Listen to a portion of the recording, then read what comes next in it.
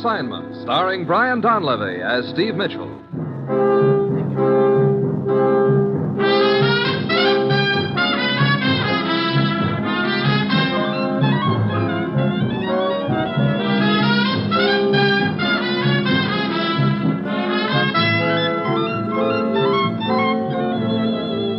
Yeah, danger is my assignment. I get sent to a lot of places I can't even pronounce. They all spell the same thing, though, trouble.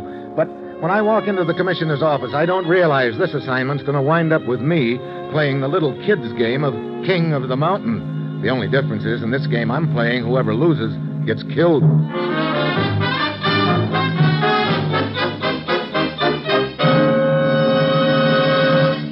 Morning, Commissioner. Ruth said you had an assignment for me. I do, Steve. Well, what's the deal this time? You'll be looking for a piece of paper that's vital to us right now. Oh? Somebody steal it? Yes. What is it, a secret treaty or something like that? No, it's a hospital temperature chart. Hey, for a minute I thought you That's said... just what I did say, a hospital temperature chart. And a complete set of medical records. Now, look, Commissioner, fun is fun, This is no joke, Steve. I think you're serious. You bet I am. Well, in that case, you better start at the beginning. Whose medical records are they, and why are they so important? Steve, see this map of Eastern Europe, this country? Yeah, what about it? For some time, it's been torn apart politically. During the last few years, a popular leader has arisen who's been able to do the one thing nobody else has before him. To unite his country under a democratic form of government. You're talking about Karl Zandor? That's right. You have any idea where Zander is right now? Why, it seems to me I read that he was taking a vacation somewhere in the Austrian Alps. Steve, Karl Zander is a patient at the Whittington Clinic right here in the United States. What? Yes, it's been a very closely guarded secret, or rather it was, up until a few days ago. Wait a minute. You said there were some medical records stolen. Were they Zandor's records? Yes. How they found out Zander was in the clinic, we don't know, but they did. And hired a man to steal the records. We know the man's name, and we've got a description of it. But who'd want to steal medical records? Steve, Karl Zander is a very sick man. The specialists at the clinic are all agreed he'll pull through, but right now you'd never be able to tell that by looking at his medical records. I think I'm beginning to get it, Commissioner. Isn't there an election coming up in a couple of weeks in Zandor's country? That's right, Steve. Imagine what would happen if a highly organized minority in that country plastered copies of those medical reports all over the front page. They could make it look as if Zander was dying. That would cause the defeat of Zander's party. And 3 years of building toward democracy would go down the drain. I see. That makes those medical records pretty hot, Commissioner. Zander has asked for our cooperation, Steve. I told him we'd do everything we possibly can. You say you know who swiped the records from the clinic? Yes, a man named Duvak. He posed as a grocery truck driver to gain admittance to the clinic. Any idea where Duvak is now? We think he's on a ship named the Southern Empress en route to the Portuguese colony of Macau on the China coast. Sort of taking a roundabout way, isn't he? Yes, and we think it's to cover his tracks. Well, can't you radio the skipper of the ship? No. This thing has to be kept absolutely quiet, Steve. So I'm elected to fly over to Macau and meet the boat, huh? Yes, and your plane leaves in 1 hour. You'll just barely make it to Macau before the boat loads. Any contacts over there who can help me? One, a Lieutenant Braga of the police. Steve, get over to Macau. Work with Braga. Intercept Duvak, and above all, get those records back. Well, that's it. You've got your assignment. Good luck.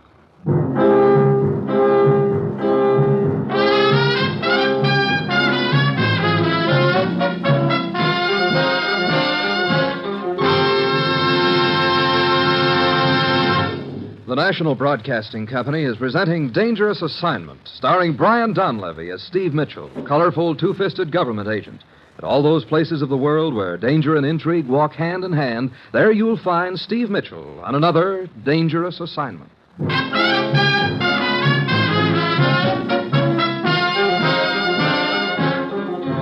Well, I've chased a lot of strange things in my time, but never a set of medical records. On the surface, it sounds like a cinch, but I've got an uneasy feeling that before the deal's over, somebody will be making out a set of medical records on me. It's Monday evening when my plane lands in Macau. I check with Police Lieutenant Braga, and the two of us head for the waterfront. We get there just in time to see the Southern Empress docking. We go aboard and find out from the purser that Duvak's cabin is 23B. Senor Mitchell, you have a description of this man, Duvak? Yes, Lieutenant Braga. I've got a picture of him right here in my pocket. Oh, I might observe, senor, that the simplicity of this assignment makes it a refreshing change from the ordinary run of things for me here in Macau. Oh, yeah? We know who our man is. We have a description of him. We know his stateroom number. So, We arrest him and recover the papers you seek. And it is all over. Well, I hope you're right. Here we are. 23B. Hey, the door is ajar. Mitchell. Yeah? A man lying on the floor. Yeah, come on. Is he dead? No, unconscious. Who is he? Search me. He isn't Duvac. That's a cinch. Come on, Buster. Snap out of it. Braga, how about getting that pitcher of water over there? Very well. Strange, too, that he should be lying there in his undershirt. Yeah. Looks like the deal isn't going to be quite as easy as we figured, Braga. No. Here you are, Mitchell. Thanks. Well, looks like the water was what you needed, Buster. Come on now, snap out of it. What happened? That's what we'd like to know. Who are you? I'm the steward. I was called in here by Mr. Duvac to get his luggage. I opened the door. That's the last I remember. Wait a minute. Where's my white coat? My cap? Mitchell. Yeah, looks like Duvac figured he'd have a better chance of getting ashore unnoticed if he dressed as a steward. Come. I have men stationed on the pier. We will check with them.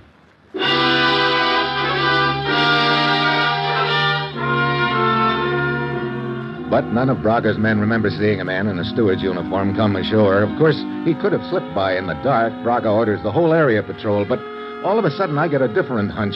If Duvac is this smart, maybe he's even smarter. I go back aboard the Southern Empress and look up the captain, who's still up on the bridge. I'm afraid I don't understand, Mitchell. If this man Duvac has already slipped ashore in a steward's uniform, why... Maybe he has, Captain, but on the other hand, maybe that's what he wants us to think he's done. I see. Well, you have my permission to search the ship. Of course, that'll take quite a while. There's a lot of places where a man could hide. I know. That's why I'd like to stay up here on the bridge. What do you mean? Well, from here I can watch the side of the ship. Oh, you figure that he... Wait a minute. What is it? Seems to me I just saw something come out of one of those portholes down there. Oh, rather hard to see in the dark. Yeah. Want me to turn on the searchlight? No, not yet. Yes, I see it now. It's a rope dangling from the porthole. And somebody's starting to climb down it. Okay, Captain, hit that searchlight. Right. There he goes, climbing down the rope to the water. Duvac, hold it! Mitchell, he let go of the rope and dropped to the water. Yeah. What are you doing? I'm going after him, Captain. Keep that light on him. I dive for a spot a few feet away from Duvac. The water hits me like a hand across the face. When I come up, Duvac is swimming for the center of the channel. I take off after him. Start gaining. Half a dozen more strokes, and I've got him. Let go of me! Come on, Duvac. We're going back to the ship. No! Okay, you want to play rough? Now I'll oblige you. Let go! Let go! I jerk my head around just in time to see a tugboat bearing down on us. I try to get Duvac out of the way, but it's too late. Something awful heavy hits me a glancing blow on the side of the head, and all of a sudden, I've had it.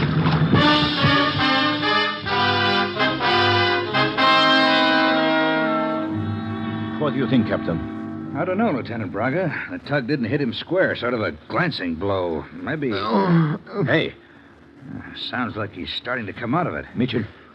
Mitchell. Well, Lieutenant Braga. Si, senor. And the captain. Hey, look. Where am I? I remember I was in the water watching that tugboat climb my frame. You're back aboard ship, Mitchell. We fished you out just before you went under for the third time. Oh, well, thanks for the lift. Hey, what about Duvac? Duvac was not as fortunate as you, Mitchell. The tugboat hit him squarely. He was killed. Did you recover the body? See? But the papers you are after, the medical reports, they were not on the body. What, are you sure about that? Quite sure. We searched the corpse thoroughly. But that doesn't add up. Look, we know that Duvac had those papers and was trying to get them ashore.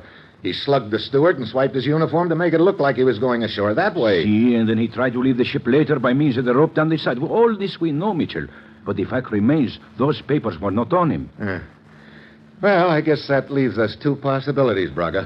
What are they? Either those papers are still in Duvac's stateroom or somebody took them ashore for him. In that case, Mitchell... Yeah, in that case, we're falling behind fast. Let's go to work on the first possibility. That the papers are still in Duvac's stateroom. Yeah, we'll give the place a frisk. Captain, I wonder if you could have that steward meet us in the stateroom. Sure. He might be able to give us a line on whom Duvac was running around with aboard ship. Somebody who might be carrying the mail for him.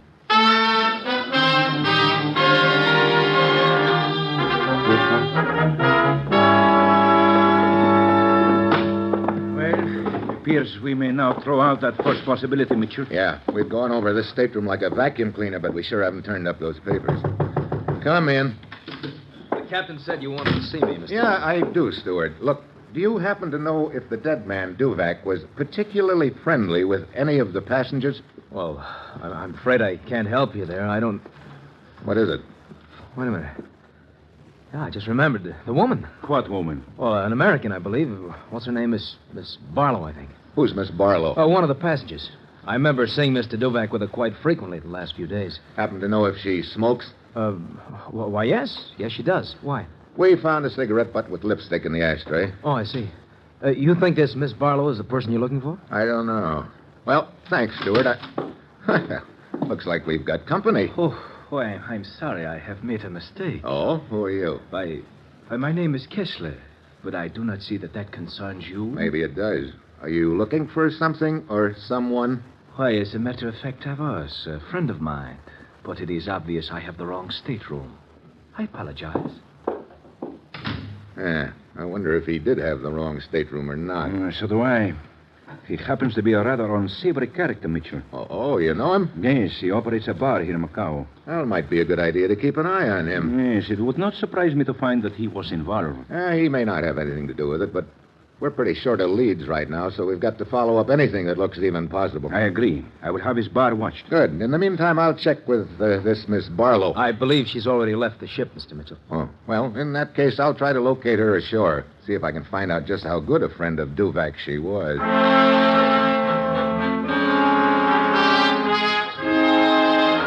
I checked with the purser and learned that Miss Barlow left the ship 20 minutes ago, so I go ashore. On the dock, I see a line of rickshaw boys waiting for passengers. I go over to one of them. When he sees me coming, his face lights up like a pinball game. Oh, yes. Fine rickshaw. You try. Oh, yes. In a minute, maybe. In a minute, maybe. Oh, yes. Right now, I'd like a little information. Little information. Oh, yes. Your mother frightened by a parrot or something? Look, tell me. Did you see a woman come off that ship about 20 minutes ago? Oh, yes. You did? Where'd she go? Oh, yes. Fine rickshaw. You try. Take your strange places with faraway names. Oh, yes. You know, I can see this is not exactly a meeting of the minds. Meeting of minds. Oh, yes. All right. Now, look, Buster. How you know my name? Huh? Don't tell me your name is Buster. No, name is... Now, look. Oh, fine. Okay, now look. I mean, now... Oh, you call me twice, but there is only one of me. What I'm trying to say... just take me into town, will you?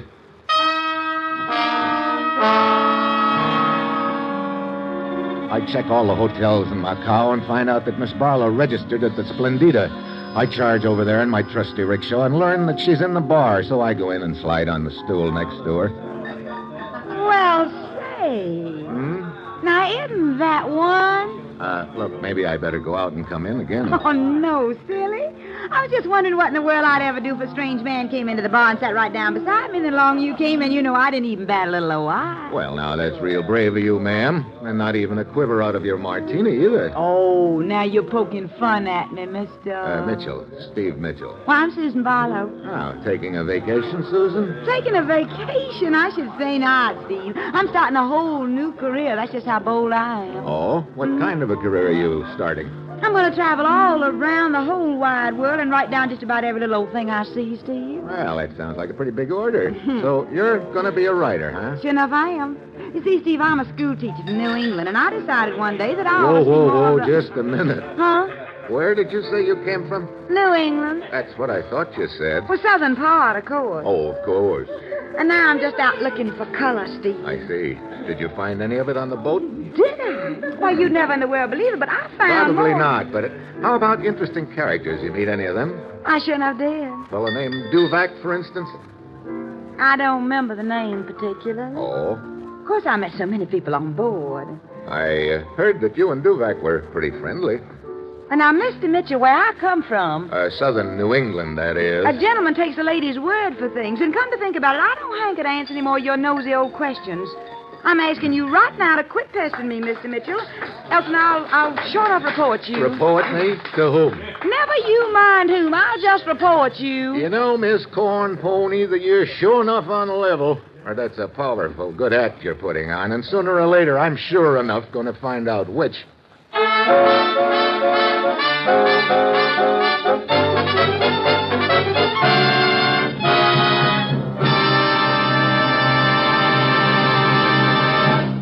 chimes mean good times on NBC. There's adventure in the air tomorrow evening as NBC brings you another authentic story of the Texas Rangers. Joel McRae stars as a modern-day agent of the law. Times have changed, and the Rangers ride automobiles instead of cayuses, but they're still the same hard-bitten group riding down from the plains of Texas. And also tomorrow, galloping down from the plains of Hollywood, will be the hilarious Harrises to bring you another chaotic, confusing, and delightful domestic saga on the Phil Harris-Alice Faye Show.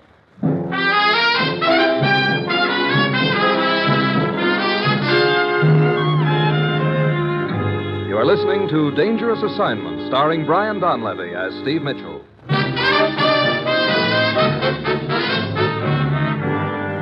Well, along about now, I figure it's time to get back with Lieutenant Braga. I find him in the bar owned by Kessler, the man who stuck his nose into Duvak's stateroom.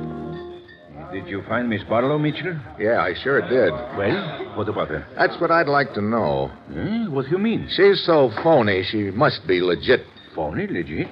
Well, that sounds confusing. Well, if it does, it's because I am. You found out anything about this Kessler? No, and he does not seem to be here in his bar at the moment. Well, it's possible, of course, that Kettler doesn't have anything to do with the deal. He could have been telling us the truth. Maybe he really was looking for a friend and just wandered into Duvak's stateroom by mistake. Yes, that possibility, of course, has occurred to me, too. You know, I'm beginning to think that nothing about this deal makes sense, Braga. Look, Duvak swipes some pretty important medical records back in the States and takes off with them. He comes to Macau aboard the Southern Empress and then tries to make us think he sneaked ashore in the steward's uniform. But actually, he attempts to escape from the ship by means of the rope. Sure, and up to there it all figures. But when you fished his body out of the drink, the papers weren't on him, and they weren't in his stateroom either. Perhaps he had already passed them to a Confederate. Yeah. That's about the only possibility left, and this character, Kessler, would qualify as a good suspect, except for one thing. You mean if Duvak had somehow passed the papers to him, why did he come to Duvak's room? Yeah. All of which brings us back to Susan Barlow again. You sure enough never forget a name, do you, Steve? Well, hello, Susan. Have a seat. Well, thank you. This is Lieutenant Braga. I am honored, Miss Barlow. Oh, that's nice. Care for a drink, Susan? No, thanks. I can only stay a minute. I will have a cigarette, though. I want one of mine. No, thanks. I got mine right here in my bag. You know, I think I'll try one of yours, if I may. Why, sure, Steve. Here you are. Thanks. Let me see now. I got a matchbook here somewhere. Yeah, here it is.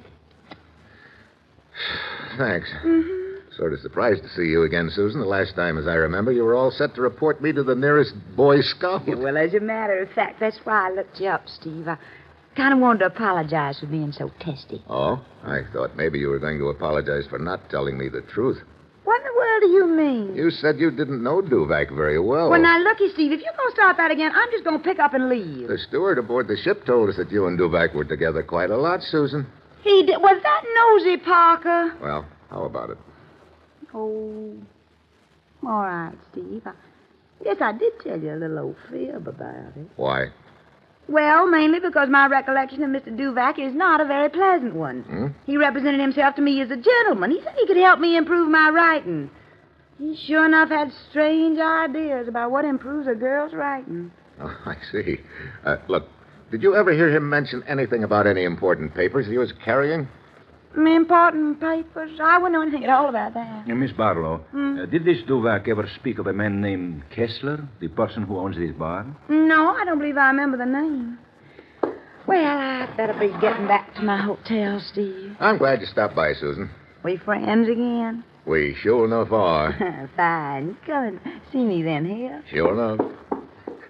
A most unusual woman, Mitchell. Yeah, you figure her out. I can't.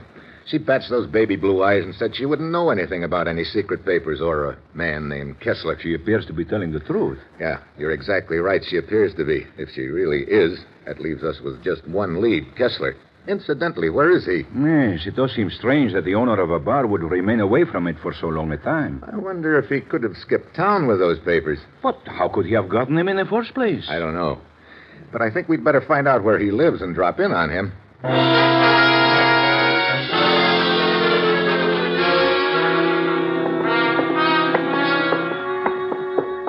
What did you say the number of Kessler's apartment was, Lieutenant? 9, according to that bartender. 9. That's just a couple more doors down the hall. Mitchell, if Kessler is involved... Hey! That sounded as if it came from Kessler's room. Come on! Kessler! Locked. Come on, get back here, Lieutenant. We'll have to break down the door. Very well. Okay, let's go. Didn't budge it an inch. We try it again. Yeah. Ready? Yep. Mitchell, look on the floor. Yeah. Kessler. Uh-huh. Pair of scissors between his shoulder blades. But where could the killer have... Wait, the window is open. Yeah. See anything? There's an alley running along the side of the building, but it's too dark to see anything. Yeah, the killer could drop out of sight with no trouble at all. Mitchell, if Kessler was stabbed to death with a pair of scissors... Scissors are a woman's weapon. Precisely what I was thinking. Well, if Kessler did have those papers, he sure doesn't have them now. Only things in his pockets are a matchbook and some loose change. Let's take a look around the room, Braga. Very well.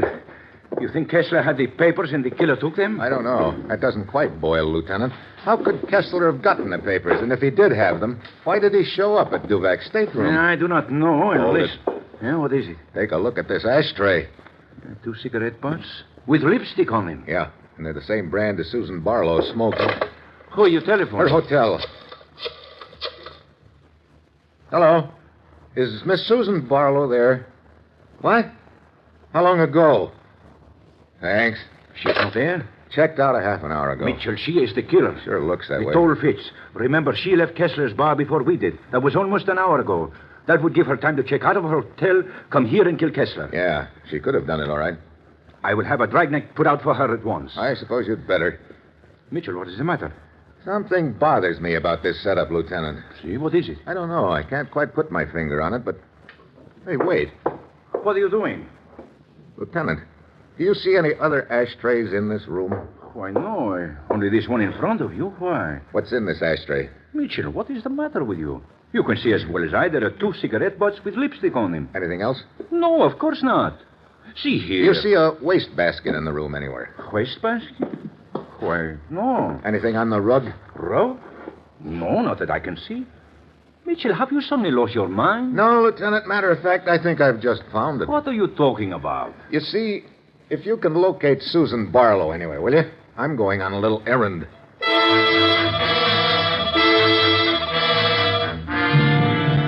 If my hunch is right, I don't have much time. I head for the ship, Southern Empress, in a hurry.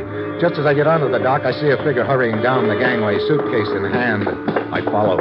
He darts around the corner of a warehouse. I beat it after him. But when I get around the corner, all of a sudden, there he is, right beside me, with a gun jammed in my rib. Looking for me, Mitchell? Yeah, Stewart. As a matter of fact, I was. Looks like you found me. Get inside the warehouse. Okay. I think I've got it all pegged now, Stewart. Yeah? That's nice. Duvak realized it'd probably be tough for him to get those papers ashore. He knew Kessler was waiting for him, so he made a deal with you to take the papers to Kessler. Here's the door. Open it. You figured there'd be more dough in it for you if you kept the stuff, but Kessler knew you had it. That's why he came to Duvak's stateroom. That meant you had to knock him off, which you did a half an hour ago. Come on, Mitchell, inside. Hey, why bring me in the warehouse? Quieter. Besides, they won't find your body for days with all these crates stacked around. Well, that's a jolly thought. Now, I gotta hand it to you, Mitchell. Got it all figured out. How you tumbled to me, I don't know, but right now it doesn't matter. Come on, move. Where to? Straight ahead. Okay. Hey, where are we going? I can't see a thing in the dark. Don't worry about that, Mitchell. Because for you, it's gonna get a lot darker. I stumbled along the warehouse, knowing that any moment he's going to pull the trigger. Then, as I'm feeling my way down the aisle between the crates, my hand brushes against something hanging on the edge of one of the crates. It's a cargo hook. I take hold of it, keeping it in front of me, and then, when we get to the next aisle, I suddenly whip around behind me and dive down the aisle. Fire! Fire! I'm halfway down the aisle by the time he gets his gun up. He's shooting blind. By now, I've got my own gun out of my pocket. I throw one down the aisle in his direction. Better call it a day, Stewart. You can't get out of here. I'm between you and the door. You want me to come after me, Mitchell? I guarantee a nice warm reception. It's only a question of time, Stewart. Missed again, huh? Okay, it's my last shot for a while, Mitchell. It leaves me 3 still on the gun. Like I tell you, you can't get out of here. I got news for you, Mitchell. Neither can you. It's lighter over there near the door. You try to get out, you collect a slug. So like you said, it's a question of time. But I can wait as long as you can. all of which is getting me nowhere. It sounds like a stalemate. Then I look up. A pile of crates is about 30 feet high, and it sounds like Stewart's on the other side. That gives me an idea. Maybe I need a bird's eye view of him. I start climbing quietly, and it's like going up one of those pyramids. I'm almost to the top when I hear a faint sound on the other side. Then I get it. The steward has the same idea. He's climbing, too. So it looks like we're going to play king of the mountain. I flatten myself against the side of the top crate. After a few seconds, a dim figure comes into view. It's the steward holding his gun ahead of him. I hack at his wrist. You didn't need that gun anyway. That's right, I did. A knife, huh? Yeah. Come on. I didn't get your wrist locked soon enough. I just picked you. It's only a sample of what I got for you. Yeah? Well, here's a little something for you, kid. The crate! The crate! Oh, brother. I climb down. The steward's done for. I fish in his pocket and find the papers I've been chasing, and then I go outside. There's a figure near the gangway. When he sees me, he hurries over. Oh, it's Lieutenant Braga. Richard, are you all right? Yeah.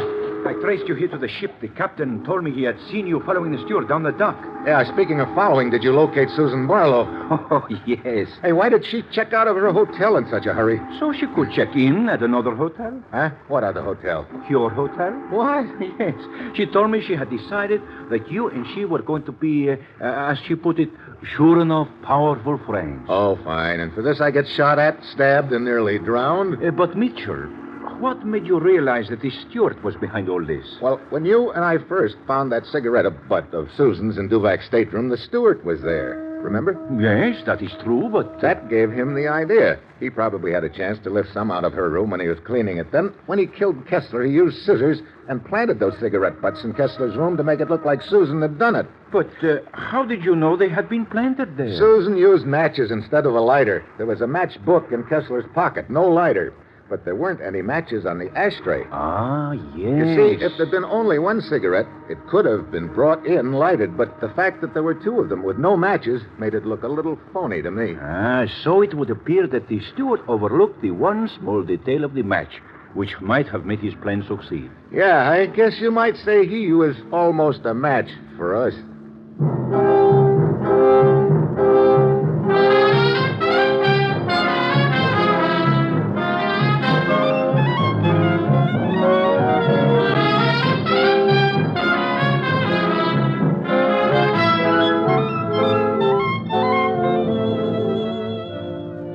'Dangerous Assignment' stars Brian Donlevy as Steve Mitchell, with Herb Butterfield as the commissioner, is written by Bob Reif and Adrian Jondo, with music by Robert Armbruster, and is produced and directed by Bill Karn. Others in the cast were Bill Johnstone, Tony Barrett, Tyler McVeigh, Peter Leeds, and Betty Lou Gerson. Be with us again next week at this same time when Brian Donlevy, starring in the role of Steve Mitchell, will embark on another dangerous assignment.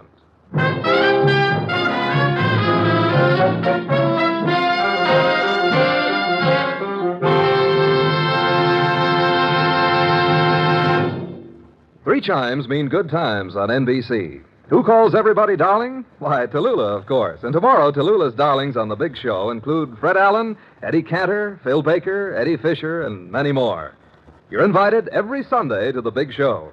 And for drama tomorrow, Theater Guild on the Air presents a 1-hour adaptation of Jeannie, starring Barry Sullivan and Margaret Phillips. Now stay tuned for The Man Called X on NBC.